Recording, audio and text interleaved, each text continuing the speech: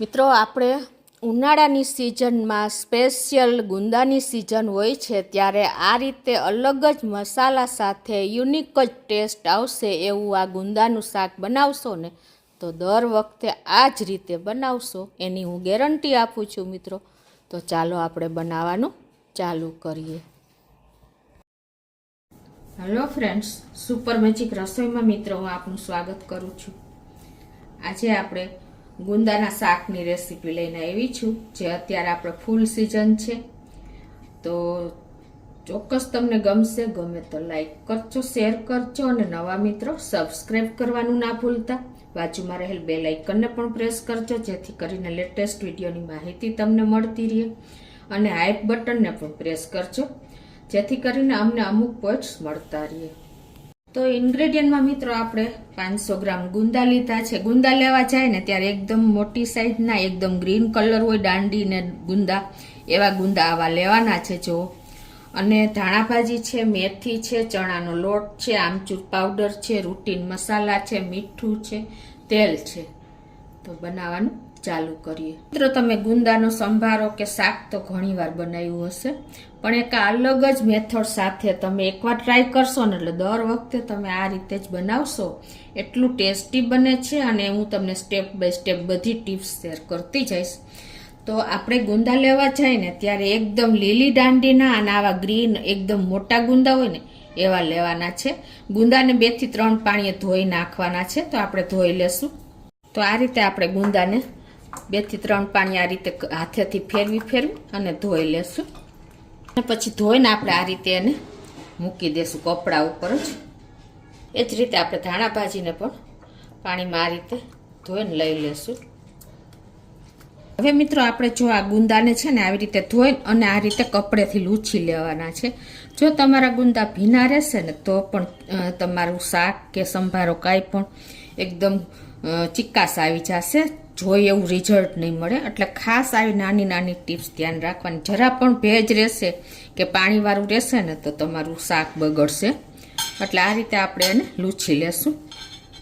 આપણે આ ગુંદાની આ બધી ઉપરની ટોપી દૂર કરી દેશું. ઇઝીલી જો તૈયાર નીકળી જશે, કોઈ ટાઈમ નહીં લાગે. અત્યારે ગુંદા આપણે 500 ગ્રામ છે. એ જો આપણે ડંઠલ દૂર કરી દીધી છે. ગુંદામાં ફૂલ ચિકાસ હોય છે. હવે એને દૂર કરવા માટે શું કરવાનું ખબર છે? આપણે 2 ચમચી જેવું મીઠું લઈ લેશું અને એમાં 1/4 ટીસ્પૂન જેવી હળદર નાખી દેશું અને આ બે મિક્સ કરી લેશું. અને આપણે જે આનો ઉપયોગ તમને બતાવું. હવે તમારે શું કરવાનું છે કે જો આપણે આમાંથી ઠળીઓ કાઢવા માટે આપણે એને આ રીતે દસ્તેથી પહેલાં કાઢી લેશું. આ રીતે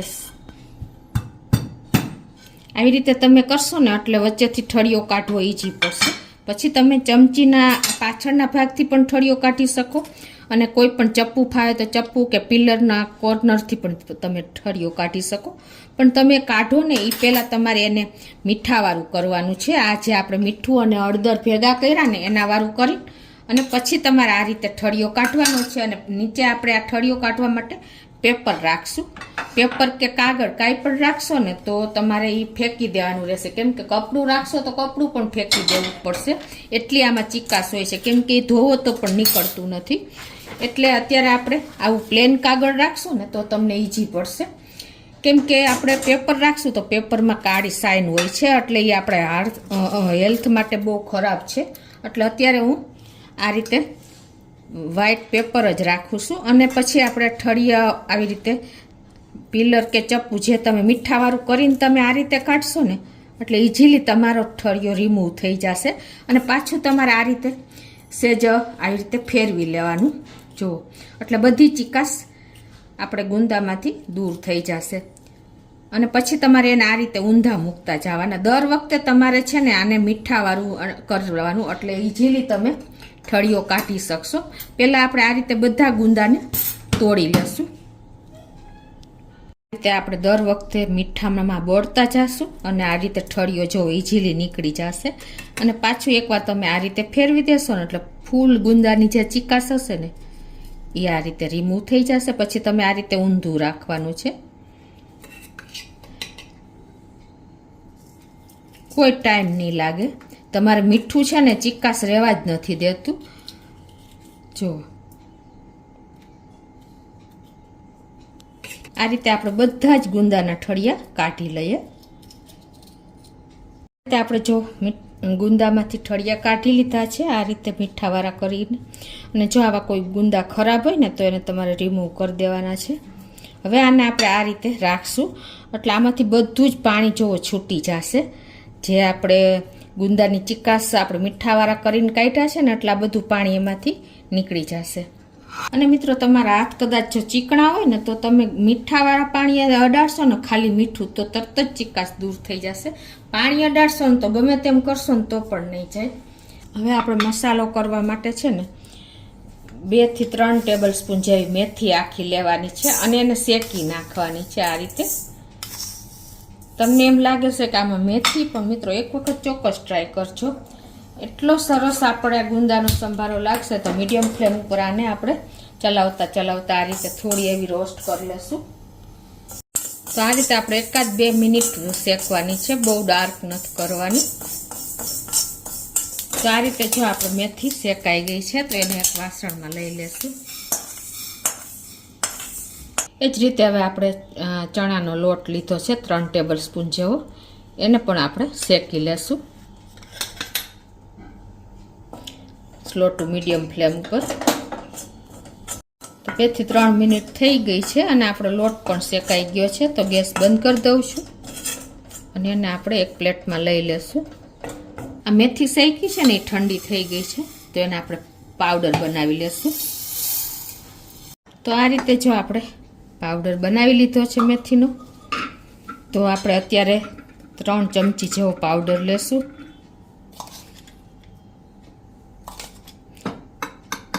અને એમાં જે આપણે લોટ શેક્યો છે ને એ પણ 3 ચમચીથી 4 ચમચી જેવો નાખી દેશું.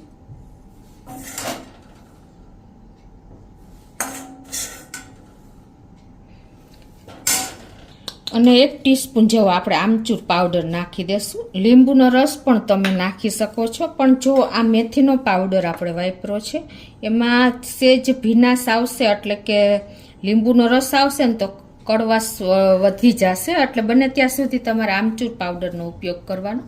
અને આપણે ટેસ્ટ એકોર્ડિંગ ગુંદામાં આપણે મીઠું ઠળિયા કાઢવામાં વાપર્યું છે એટલે આપણે અત્યારે 1/2 ચમચી જેવું જ મીઠું નાખશું.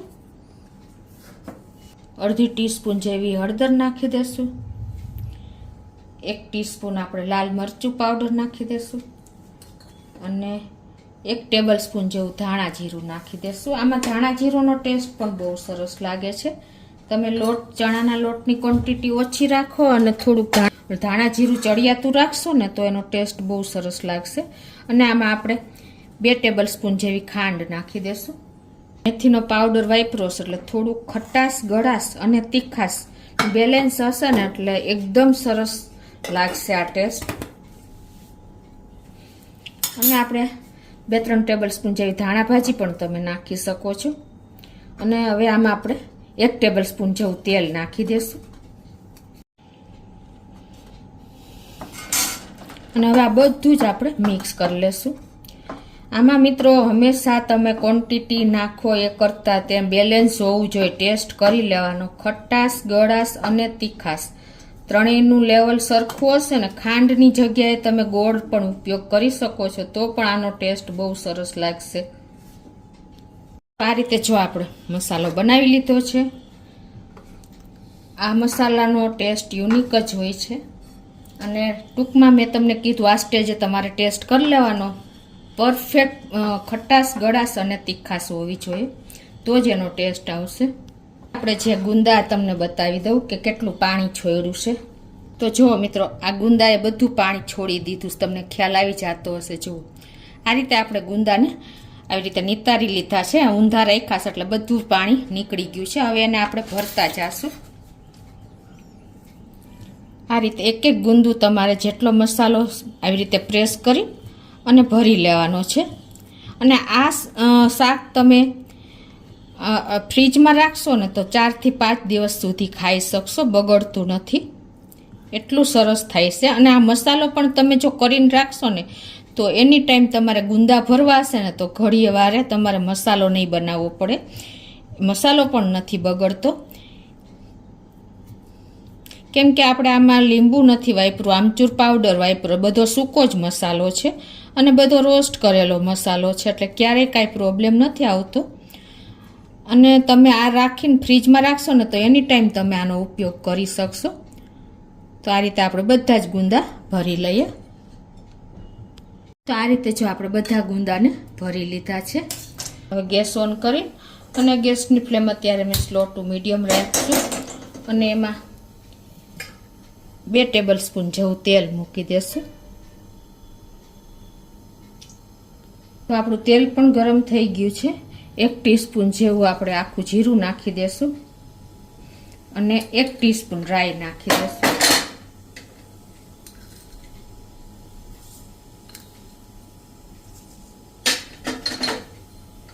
અને 1/4 ટીસ્પૂન હિંગ નાખી દેશું અને 1/4 થી ઓછી એટલી આપણે સેજ સ્લાઇન્ટ જ હળદર નાખશું. અને હવે જે ગુંદા આપણે ભરીને રાખ્યા છે ને તૈયાર મસાલામાં, એ આપણે આમાં એડ કરી દઈશું.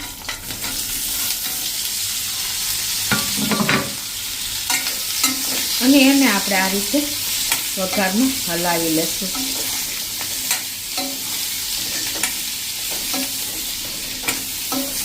એક વખત તમે આ શાક બનાવી લીધું ને મિત્રો, તો તમે બીજા કોઈ શાકની જરૂર નહીં પડે ને એટલું ટેસ્ટી આ શાક બને છે. અને હવે ગેસની ફ્લેમ સ્લો રાખી અને આને આપણે ઢાંકીને કૂક થવા દેશું. તો હવે એને આ રીતે આપણે ઢાંકી દેશું અને ગેસની ફ્લેમ સ્લો રાખીને 3 થી 4 મિનિટ પાછું હલાવી લેશું. તો 3-1 મિનિટ જેવું થયું છે અને આપણે જોઈ લઈએ. જો મિત્રો, હજી આપણે થોડીક વાર છે તો આ રીતે મિક્સ કરી લઈએ. આ સ્લો ફ્લેમ ઉપર જ તમારે કૂક કરવાના છે. કૂક થવામાં કોઈ ટાઈમ નહીં લાગે. વધીને 4 મિનિટ કે 5 મિનિટ તમારે બહુ એકદમ વાસણ ઉપર પણ ડિપેન્ડ હોય છે. તો હજી 2 મિનિટ આપણે ખાવા દેશું. તો હવે આપણે ટોટલી 4-4.5 મિનિટ જેવી થઈ છે મિત્રો. જુઓ, આપણા ગુંદા એકદમ સરસ કૂક થઈ ગયા છે, તમને ખ્યાલ આવી જતો હશે. હા, તો આપણે હવે ગેસ બંધ કરી દઈશું અને સર્વ કરી લઈએ. તો હવે આપણે આ રીતે સર્વિંગ બાઉલમાં સર્વ કરી લેશું. એકદમ છૂટા છૂટા અને આપણે એક પીસ ખાઈ શકીએ ને એવા આપણા ગુંદાનું શાક રેડી થઈ ગયું છે મિત્રો. તમે એ જીટી જ આ રીતે રોટલી વગર પણ ખાઈ શકશો ને એટલું ટેસ્ટી લાગે છે. તો મિત્રો, આપણું અત્યારે સિઝનલ શાક એટલે કે ગુંદાનું શાક રેડી થઈ ગયું છે. તો તમે ચોક્કસ એક વખત આ રીતે ટ્રાય કરજો અને કોમેન્ટ બોક્સમાં જણાવજો કે તમને આ રેસીપી કેવી લાગી. ગમે તો લાઈક કરજો, શેર કરજો અને નવા મિત્રો સબસ્ક્રાઈબ કરવાનું હવે ના ભૂલતા.